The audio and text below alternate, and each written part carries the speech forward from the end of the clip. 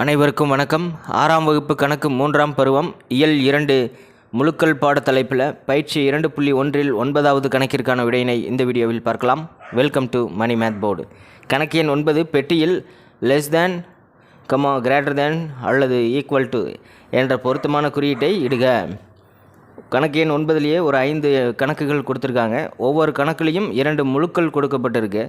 இந்த 2 முழுக்களில் எது பெரியது, சிறியது அல்லது சமமாக இருக்கா அப்படிங்கிறத குறிக்கும் 3 குறியீடுகளை இடணும். முதல் கணக்கில் கொடுக்கப்பட்டுள்ள முழுக்கள் -7 + 8. இது குறைமுழு, +8 அப்படிங்கிறது மிகை முழு. மிகை முழுக்கள் எப்பொழுதுமே குறைமுழுக்களை விட அதிகமான மதிப்பை பெற்றிருக்கும். ஆகவே +8 தான் பெரியது. இப்போ -7 சிறியது. -7 லெஸ் தேன் 8.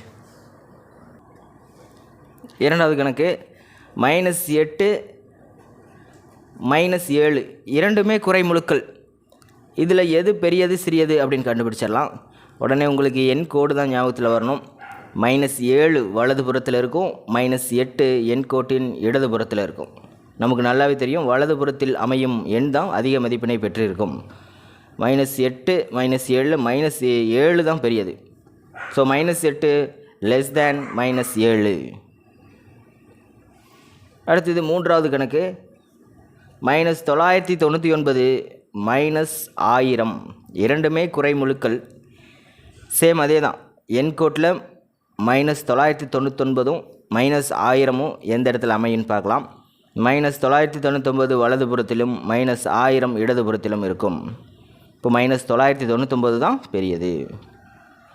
-999 greater than -1000.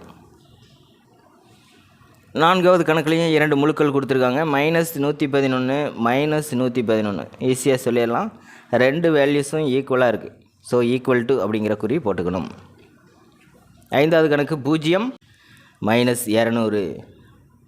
0 மிகை எண்ணும் அல்ல, குறை எண்ணும் அல்ல. -200 குறைமுழு. 0ஐ விட குறைமுழுக்கள் அனைத்தும் சிறிய மதிப்பினை பெற்றிருக்கும். ஏன்னா 0க்கு லெஃப்ட் ஹேண்ட் சைடில் தான் எல்லா குறைமுழுக்களும் இருக்கும். ஆகவே 0 தான் பெரியது.